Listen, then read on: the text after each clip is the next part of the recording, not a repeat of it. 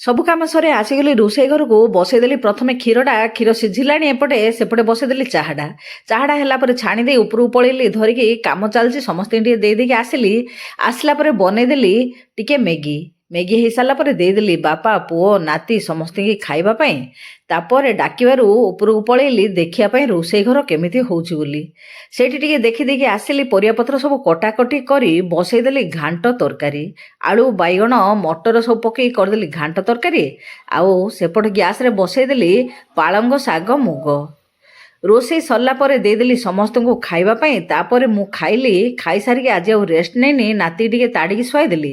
ଆମର ମିସ୍ତ୍ରୀ ବାବୁ ଥଣ୍ଡା ହେଇଯାଇଛି, ସେଥିପାଇଁ ଗୋଲମରିଚ ଅଦା ଟିକେ ପକେଇ ଚାହା ଟିକେ କରି ଫେର ଆଉ ଥରେ ଧରିକି ପଳେଇଲି ଦେବା ପାଇଁ।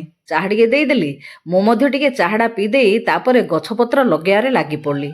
ଆଶା କରୁଛି ଭିଡ଼ିଓଟି ଭଲ ଲାଗିଲେ ଚ୍ୟାନେଲକୁ ସବସ୍କ୍ରାଇବ୍ କରିବେ ବୋଲି। ଆଜି ପାଇଁ ରହୁଛି, ନମସ୍ତେ, ଜୟ ଜଗନ୍ନାଥ।